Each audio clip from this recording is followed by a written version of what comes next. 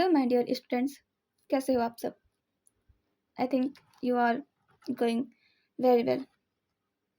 ठीक है, पता ही होगा कि आज का टॉपिक कितना खास होने वाला है, क्योंकि आज क्लास 10th यानी यूपी बोर्ड का सारा फिजिक्स का फॉर्मूला हम लोग एक वीडियो में रिवाइज करने वाले हैं। ठीक है ठीक है, और कोशिश करूँगी कि ये वीडियो बहुत ही शॉर्ट हो, बहुत ही छोटा हो, और छोटी वीडियो में हम लोग सारा रिवाइज कर लें। ओके, तो चलो आ जाओ, शुरू करते हैं। बट हाँ, और अगर तुम्हें ये वीडियो के दौरान ही सारे फॉर्मूलाज याद हो जाते हैं और या फिर याद है तो कमेंट करो वाओ, और अगर नहीं याद होते हैं जिसको वो याद करे। ठीक है, तो आ जाओ शुरू करते हैं। सबसे पहला है स्नेल का नियम। स्नेल का नियम बहुत ही इम्पोर्टेंट टॉपिक है, इसका रेफरेंसेस भी याद कर लो आप। बट यहाँ फॉर्मूला है क्या, साइन आई अपान में साइन आर, और बराबर होता है नियतांक। ठीक है, इसको ऐसे भी लिख सकते हैं हम कि sine I proportional to sine R. ठीक है, दूसरा प्रकाश की चाल। प्रकाश की चाल कितनी होती है, 3 × 10⁸ मीटर पर सेकेंड।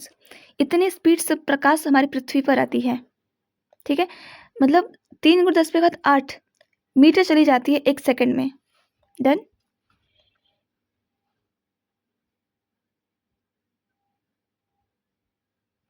अपवर्तनांक, अपवर्तनांक एन से डिफाइन करते हैं इसको। और अपवर्तनांक का फॉर्मूला क्या होता है, प्रकाश वायु में प्रकाश की चाल और माध्यम में प्रकाश की चाल। माध्यम कहने का मतलब और वायु कहने का मतलब क्या है कि जब प्रकाश की चाल पृथ्वी पर आती है तो वो वायु से चल के वायु में से आती है, लेकिन अगर वही प्रकाश पानी से होते हुए कहीं जाए तो उसको बोलते हैं माध्यम, या फिर कोई पानी इन जल या फिर कोई भी माध्यम हो सकता है। ठीक है, जो उत्तल दर्पण होती है उसकी फोकस दूरी कितनी होती है, धनात्मक, और अवतल की फोकस दूरी क्या होती है, ऋणात्मक होती है।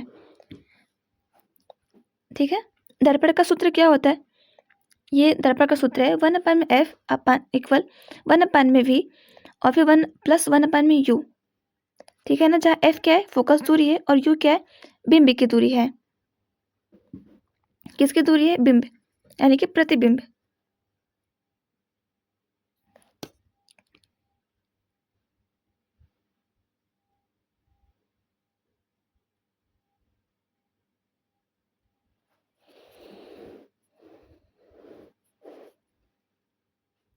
फोकस f क्या है, फोकस की दूरी है, u क्या है, बिंब की दूरी है।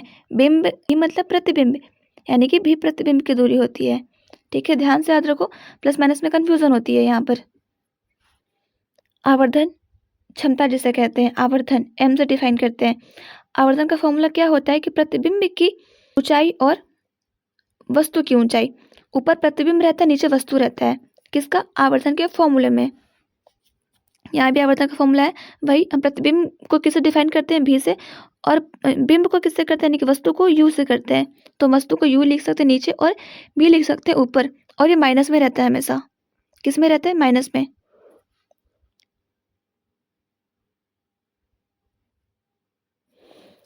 लेंस का सूत्र क्या होता है, माइनस। सेम वही सब कुछ है, बट यहाँ फॉर्मूला क्या है, माइनस में हो गया है। याद रखो कि दर्पण में जो फॉर्मूला होता है फोकस दूरी का वो प्लस में होता है, और लेंस में क्या होता है, माइनस में होता है। ठीक है ना, सोचो प्लस माइनस में चेंज कर दोगे तो फिर ये क्वेश्चन गलत हो जाएगा। तो f बराबर फोकस दूरी, u मतलब वस्तु की दूरी, और v मतलब प्रतिबिंब की दूरी। आवर्धन क्षमता का फॉर्मूला वही है। ये क्या है, प्रतिबिंब की ऊंचाई और ये वस्तु की ऊंचाई। ठीक है, अब आ जाते रंग बिरंगी संसार, यानी कि मानव के नेत्र तथा रंग बिरंगे संसार। देखो, एक स्वस्थ इंसान या फिर कोई भी इंसान, एक स्वस्थ इंसान मिनिमम 25 सेंटीमीटर तक देख सकता है, 25 सेंटीमीटर तक। और अगर इससे कम दूरी करोगे तो वो इंसान नहीं देख पाएगा। किसी वस्तु को देखने के लिए वो वस्तु जो है उस इंसान से उस इंसान के आँख से 25 सेंटीमीटर की दूरी पर रहना चाहिए, लेकिन अगर वो 25 सेंटीमीटर से कम दूरी पर रहा तो वो इंसान उसको नहीं देख पाएगा। ठीक है, और अधिकतम दूरी कितनी होनी चाहिए, अनंत। वो मैक्सिमम कहाँ तक देख पाएगा, अनंत तक देख सकता है। ठीक है, देखो, दृष्टि दोष और निवारण, निकट में कौन सा यूज किया जाता है? अवतल लेंस, और दूर में उत्तल लेंस। अब कैसे याद रखोगे इसे? और जरा दूरदृष्टि में कौन सा? द्विफोकसी लेंस। द्विफोकसी लेंस मतलब उसमें उत्तल भी होता है और अवतल भी होता है, दोनों लेंस होते हैं उसमें जरा दृष्टि दोष में। ठीक है, मतलब जरा दृष्टि दोष वाले जो इंसान होता है उसको दूर की वस्तु और पास की वस्तु दोनों को देखने में प्रॉब्लम होती है, तो इसलिए इसका में यूज क्या किया जाता है? द्विफोकसी लेंस। ठीक है।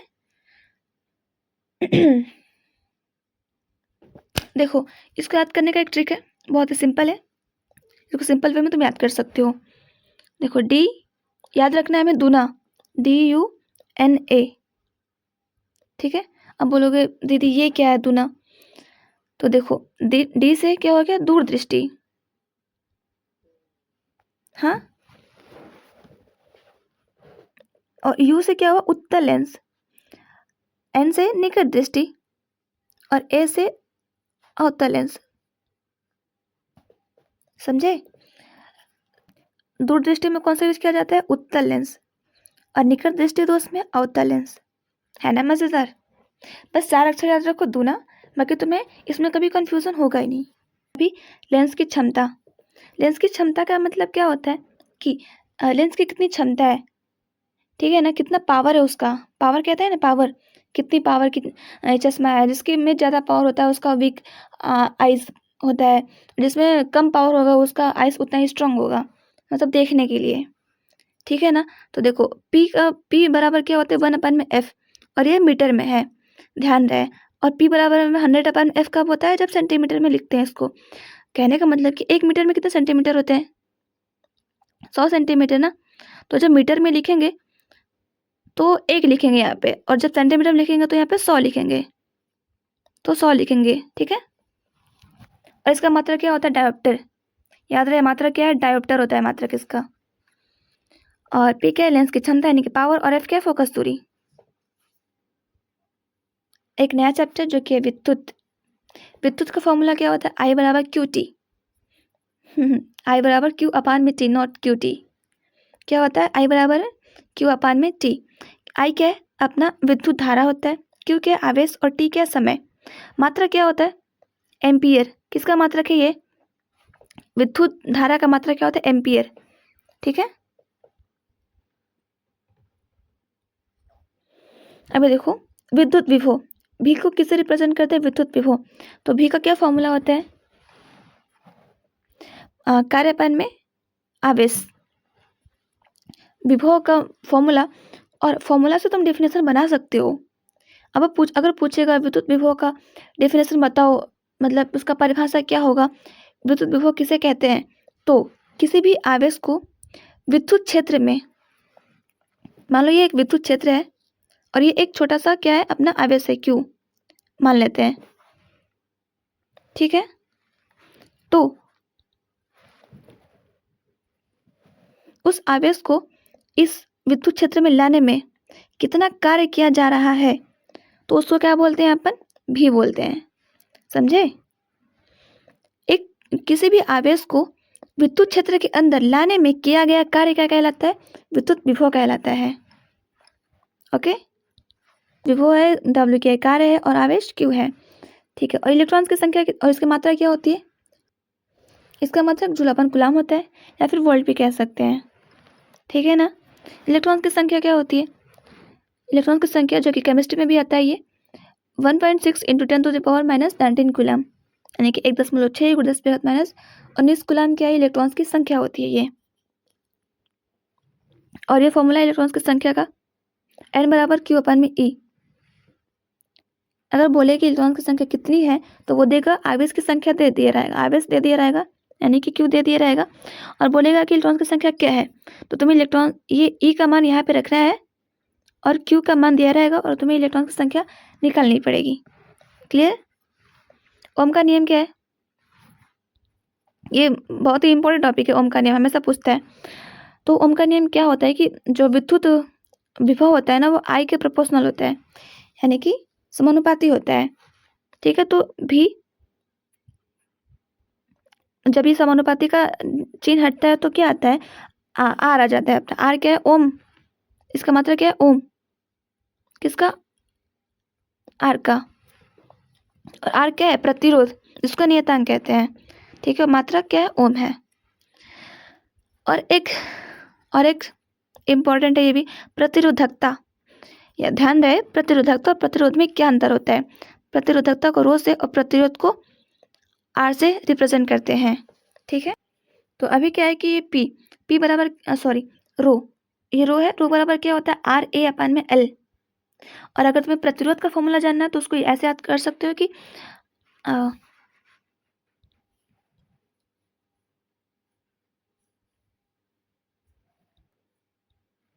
और अगर जानने हैं प्रतिरोध के फॉर्मूले तो ऐसे आर बराबर क्या होता है?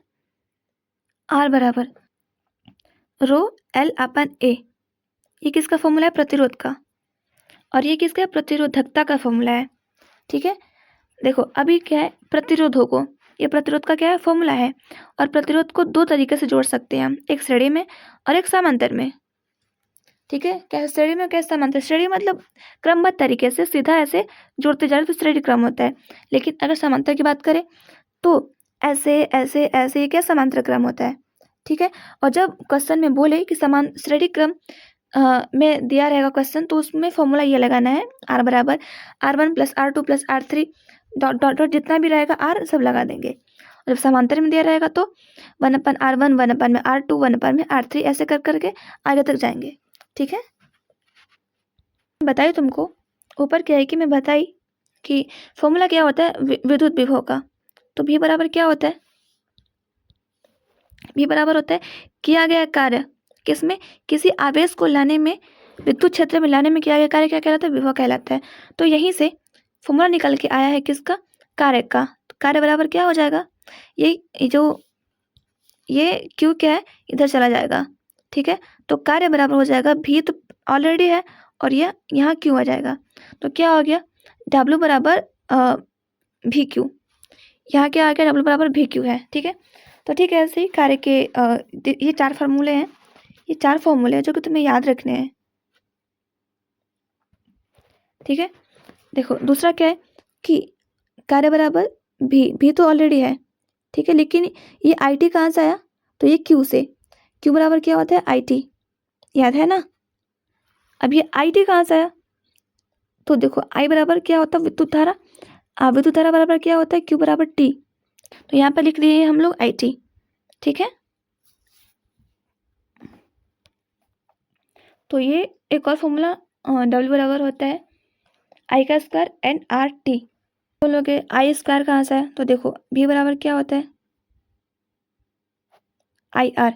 कहाँ से? ओम के नियम से। ठीक है, तो भी का जब वैल्यू रखेंगे यहाँ पे, आई आर जब यहाँ लिखेंगे भी के जगह पे, तो ये हो जाएगा। कैसे होगा? देखो डब्ल्यू बराबर क्या होता है? भी बराबर अभी आई टी लिखा है ना, तो हम लोग क्या करते हैं कि इसका भी का मान रखते हैं आई आर, और फिर आई तो ऑलरेडी है और टी भी है। ठीक है, तो आई कितना हो गया? आई का स्क्वायर हो जाएगा, और आर का तो है ही है आर, और टी हो जाएगा। क्लियर?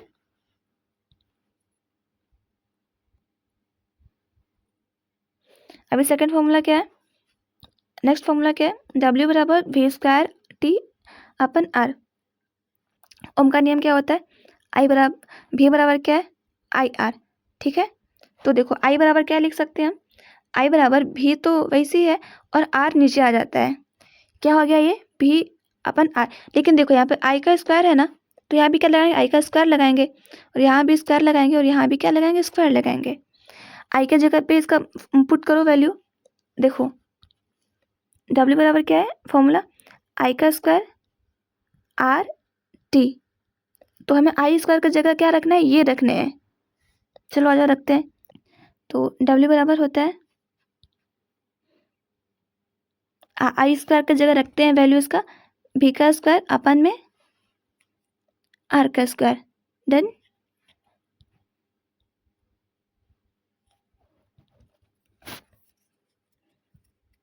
आई स्क्वायर की जगह पे रखते हैं इसका वैल्यू।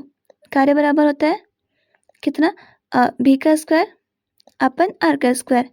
ठीक है ना?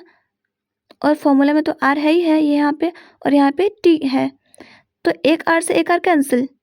अब बचा क्या? डब्ल्यू बराबर बचा भी का स्क्वायर अपन आर। ठीक है, और इधर क्या है? टी है। तो आ गया वही formula. I think it's clear, it will be clear.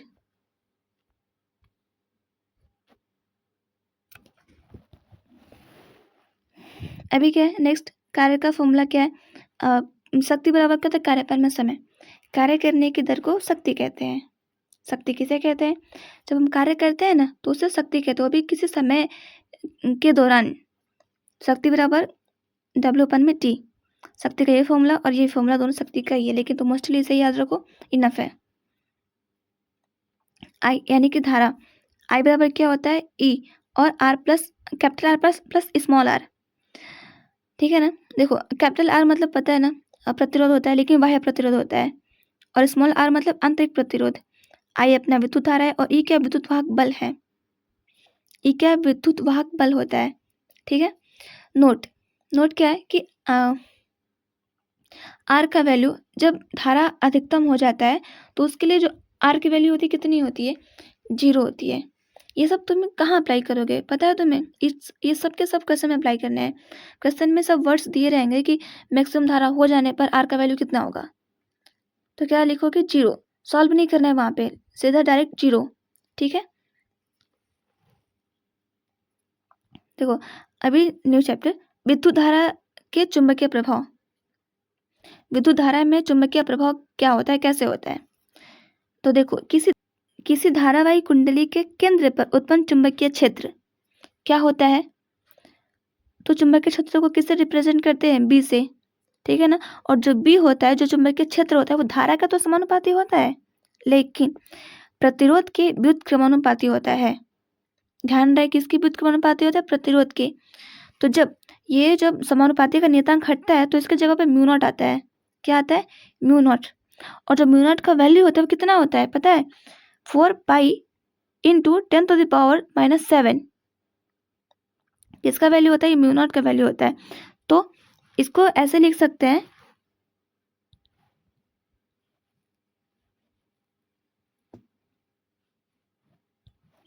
कि बी प्रोपोर्शनल टू I/R।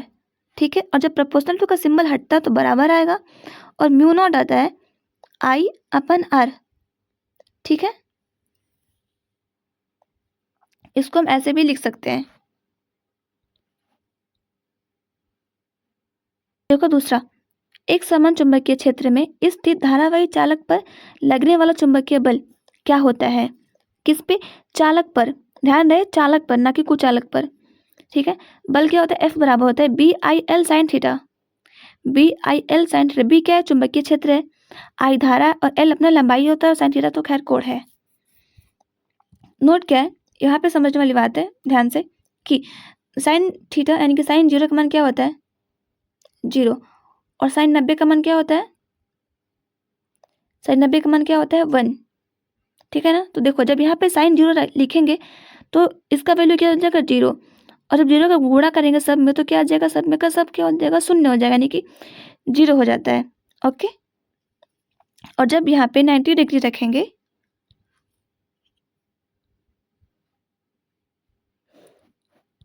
और जब यहाँ पे साइन थीटा की जगह क्या रखेंगे? 90 डिग्री रखेंगे, तो इसका वैल्यू कितना रहता है? 1। तो 1 हो जाएगा, मतलब जब 1 का मल्टीप्लाई करेंगे इन सब में तो यही रहेगा BIL। तो बस यही लिखा है यहाँ पर कि जब साइन थीटा रहेगा 0 तो F का मान जो होता है 0 हो जाता है, लेकिन 90 रहेगा तो BIL रहेगा। ठीक है। अभी देखो 1 टेस्ला बराबर क्या होता है? 1 weber metre inverse metre -2। 1 weber metre -2 होता है। इसको ऐसे भी लिख सकते हैं वेबर अपन मीटर का -2। ठीक है। सॉरी, -2 नहीं रहेगा, बस 2। ठीक है।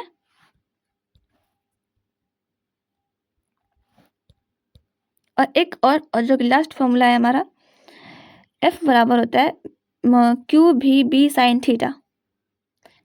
क्या होता है? F बराबर QVB साइन थीटा। ये एक और फॉर्मूला है किसी का, एक समान चुंबकीय क्षेत्र में स्थित धारावाही चालक पर लगने वाला चुंबकीय बल क्या होता है? QVB sine theta. It's done. I think ये सब क्लियर होगा। आई थिंक जो बच्चा पढ़ा होगा ध्यान से, उसको एकदम ये सब के सब एकदम क्लियर होगा, उसके माइंड में एकदम अच्छे से छप गया होगा और उसको भी कोई दिक्कत होगी नहीं कहीं फॉर्मूले में। ठीक है, तो ये रहे हमारे सारे फॉर्मूले।